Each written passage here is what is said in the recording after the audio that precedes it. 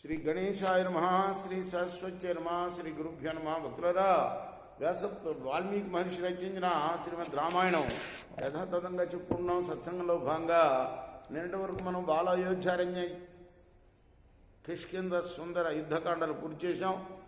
ఉత్తరకాండలో కూడాను 73వ సర్గ వరకు చెప్పుకున్నాం. ఈ రోజున 74వ సర్గను ప్రారంభం చేద్దాం. ప్రారంభించే ముందు వాల్మీకి మహర్షిని ప్రార్థన చేసుకుందాం.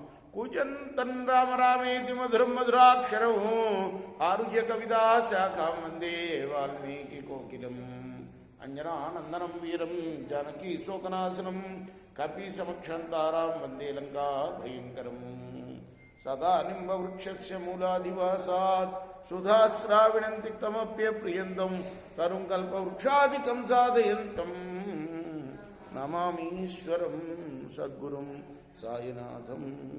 సమర్థద్గురు సాయినాథ మహారాజ్ की जय.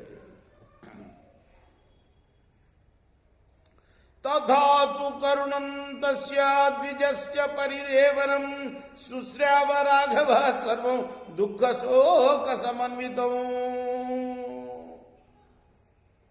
రాముడు విన్నాడు ఆ బ్రాహ్మణుడి యొక్క శోకాన్ని.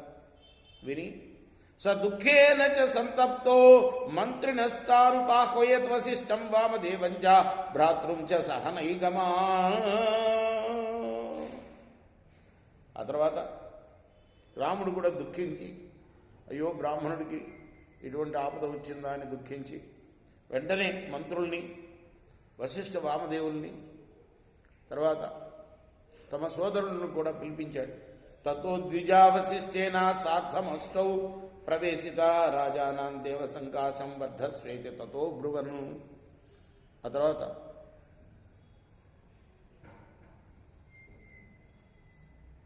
యనమండగురు బ్రాహ్మణులు ఆ సభలో వశిష్ఠుడితో కలిసి రాజును ఆశీర్వదించారు. విజయీ భవాని అంటే పిలిపించిన తర్వాత రాగానే వాళ్ళు ముందు దీవిస్తారుగా, రాజుని అలా దీవించారు.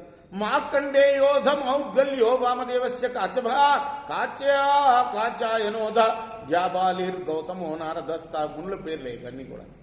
ఏతే ద్విజర్షభా సర్వే అననేషుపవేశిత. మార్కండేయుడు, మౌద్గల్యుడు, వామదేవుడు, కాశ్యపుడు, కాచాయనుడు, జాబాలి, గౌతముడు, నారదుడు, వీళ్ళందరూ కూడా ఈ 8 మంది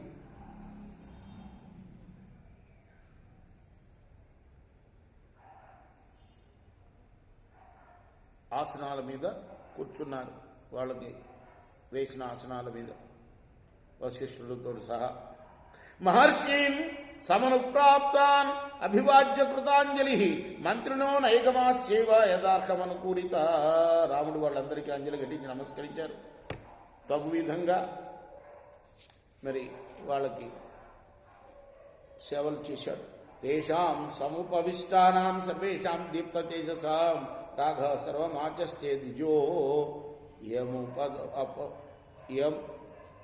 ద్విజోయం ఉపరోదతి. ఆ తర్వాత ఈ బ్రాహ్మణుడు మొండి పట్టుపడుతున్నాడు అనే విషయం చెప్పాడు వాళ్ళకి.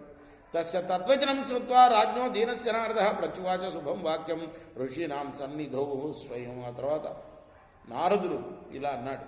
శృణు రాజన్ యథాకాలే ప్రాప్తో బాలస్య సంఖ్య శ్రుత్వా కర్తవ్యతాం రాజన్ పురుషర గుణధనా. నేను చెప్పేది వినయ్య. ఈ బాలుడికి అకాల మరణం ఎందుకు సంభవించిందో నేను చెప్తా, విను. ఆ తర్వాత నువ్వు నిర్ణయం తీసుకో. పురాకృత యోగే రాజన్ బ్రహ్మణా వై తపస్విన అబ్రాహ్మణస్తథా రాజన్ తపస్వి కథంజన. పూర్వం కృతయుగంలో బ్రాహ్మణులు మాత్రమే తపస్సు చేసేవారు. బ్రాహ్మణులు కాని వారు ఏ విధంగా కూడా తపస్సు చేసుకునేవారు కాదు. ఎప్పుడు కృతయుగంలో. తస్మిన్ యుగే ప్రచురితే బ్రహ్మభూతే త్వరావృతే అమృతవ్యస్తదా సర్వే జజ్ఞరేతి దర్శన. అప్పుడు ఆ యుగం అంతా కూడా ఏమాత్రం అజ్ఞానం లేకుండా ప్రకాశించేది. జ్ఞాన దీపంతో ప్రకాశించేది ఆ యుగం. మృత్యువే ఉండేది కాదు ఆ యుగంలో. అందరూ కూడాను త్రికాలజ్ఞులై ఉండేవాడు.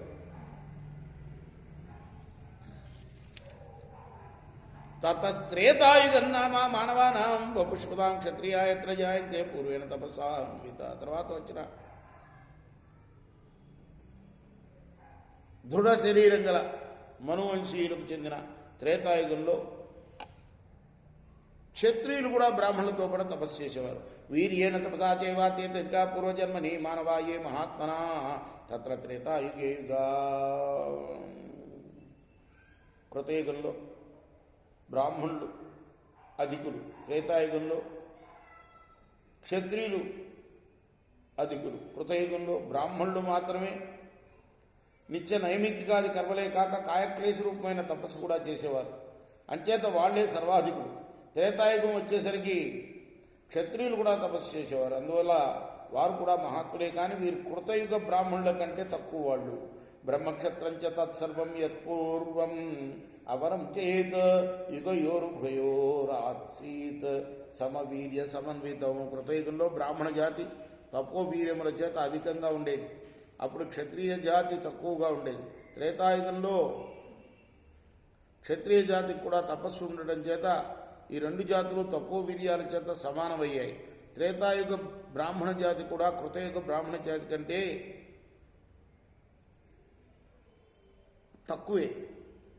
అపశ్యంతస్తు తే సర్వే విశేషమధిగంతత స్థాపనం చక్రీరే తత్ర చాతుర్వర్ణస్య సమ్మతం. అప్పుడు శాస్త్ర నిర్మాతలు బ్రాహ్మణ క్షత్రియుల్లో భేదం అధికంగా లేకపోవడం చేత అందరికీ సమ్మతమైన చాతుర్వర్ణ్యాన్ని ఏర్పాటు చేశారు. తస్మిన్ యుగే ప్రజ్వలితే ధర్మభూతే హ్యనావృతే అధర్మ పాదమేకంతు పాతయత్ పృథ్వీతరే అధర్మేనతో సంయుక్తే తేజోమంతం భవిష్యతి. ధర్మ ప్రచురమై అధర్మ ఆవరణం లేని ఆ త్రేతాయుగం ప్రకాశిస్తూ ఉండగా భూమి మీద అధర్మం అనేది కేవలం ఒక పాదమే నడిచేది. అప్పుడు వాళ్ళ యొక్క తేజస్సు కొంచెం తగ్గింది, ఒక వంతు.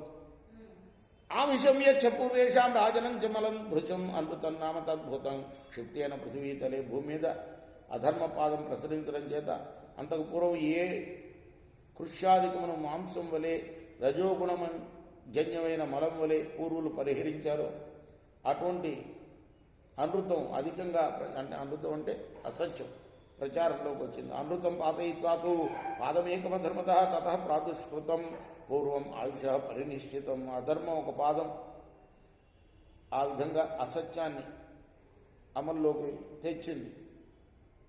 ఆయు ప్రమాణం కూడా తగ్గింది దానివల్ల. త్రేతాయుగంలో పాతితే త్వనృతే తస్మిన్ అధర్మైన మహీతరే శుభాన్యేవాచరం లోక సత్యధర్మప్రాయణ. అధర్మం భూమి మీద అనృతం ప్రసరింపజేసిన లోకం సత్యధర్మాల యందు ఆసక్తి గలదై శుభకర్మలను మాత్రమే చేసేది.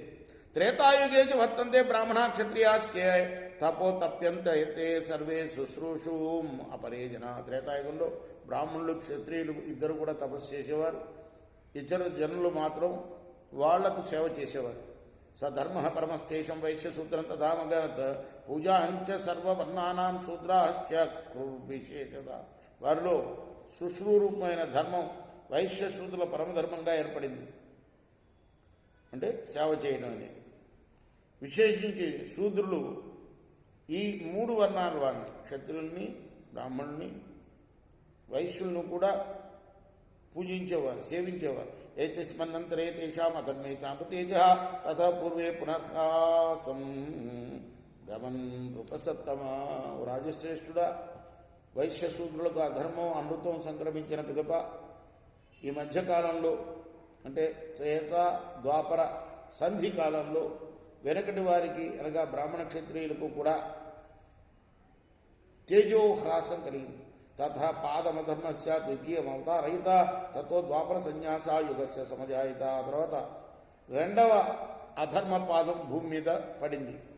అందువల్ల ఆ యుగానికి ద్వాపరము, ద్వాపరం అంటే రెండు పాదాలు అన్నమాట అని పేరు వచ్చింది. తస్మిన్ ద్వాపర సంజ్ఞేతు వర్తమానే నృపే ధర్మశ్చానృతం చైవ వృద్ధే పురుషశుభ.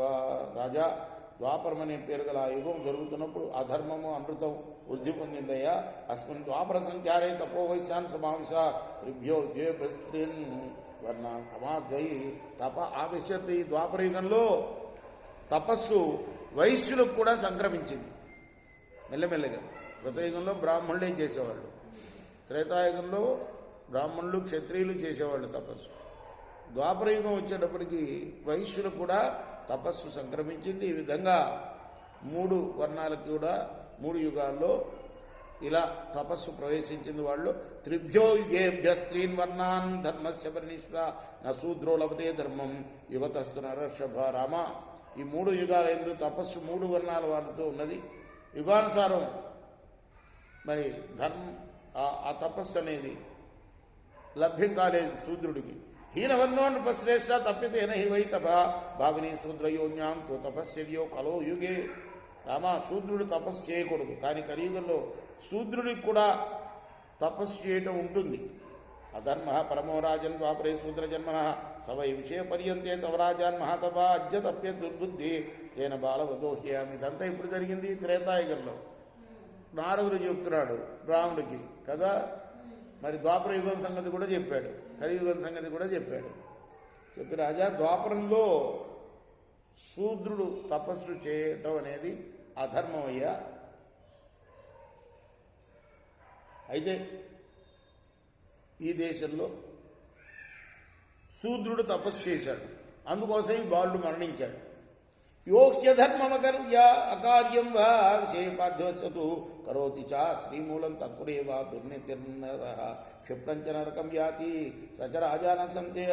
దుర్మతి అయిన ఏ నరుడైనా రాజు యొక్క రాజ్యంలో కానీ పురంలో కానీ అధర్మాన్ని కానీ చేయకూడని పని కానీ చేస్తే అది ఆ రాజ్యలక్ష్మిని తొలగిస్తుంది, అలక్ష్మి వస్తుంది. ఆ రాజు కూడా వెంటనే నరకంలో పడతాడు, ఇందులో సంశయం లేదు. అధీతస్య చ తప్తస్య కర్మణ సుకృతస్య స్వస్థం భజతి భాగంతో ప్రజాధర్మేణ పాలయ. ప్రజలను ధర్మంగా పాలించే రాజుకి పుణ్యంలోను తపస్సులోను పుణ్యకార్యాల్లోనూ 6వ వంతు చేరుతుంది. ఎవరు? మిగతా కులాలు వాళ్ళు చేసే తపస్సులో కానీ పుణ్యంలో కానీ. కాబట్టి ఇప్పుడు శూద్రుడు తపస్సు చేశాడు కదా, ఆ పాపం నీకు కూడా సంక్రమించిందయ్యా. షడ్భాగస్య ఓకాస్తో రక్షతేన ప్రజాగతం సత్వం పురుష శార్దుల మార్గ స్వవిషయం స్వరం. కాబట్టి నువ్వు ప్రజలను రక్షించకపోతే ఎట్లా? నువ్వు నీ రాజ్యం అంతా వెతుకు. ఇప్పుడు దుష్కృతం తత్ర పశ్యేధాత్ తత్ర యత్నం సమాచారా ఏవంతే ధర్మ ఉద్దేశ్య రుణాం చాయుర్వివర్ధనం భవిష్యతి నరశ్రేష్ఠ బాలస్యాస్య జీవితం. రమా, ఎక్కడ పాపకార్యం జరుగుతుందో వెంటనే నువ్వు చూడటానికి ప్రయత్నం చేయి. ఇలా చేస్తే ధర్మానికి వృద్ధి, మానవులకు ఆయుర్వృద్ధి కలుగుతుంది. ఈ బాలుడు కూడా తిరిగి జీవిస్తాడు అని నారదుడు రాముడికి చెప్పాడు. ఈ చార్షే శ్రీమద్ రామాయణే ఆదికావ్యే ఉత్తరకాండే 470 సర్గ. ఇది వాల్మీకి ఋషి ప్రోక్తం ఆదికావ్యమైన శ్రీమద్ రామాయణంలోని ఉత్తరకాండలోని 74వ సర్గ. రేపు 75వ సర్గ చెప్పుకుందాం. కృష్ణార్పణమస్తు.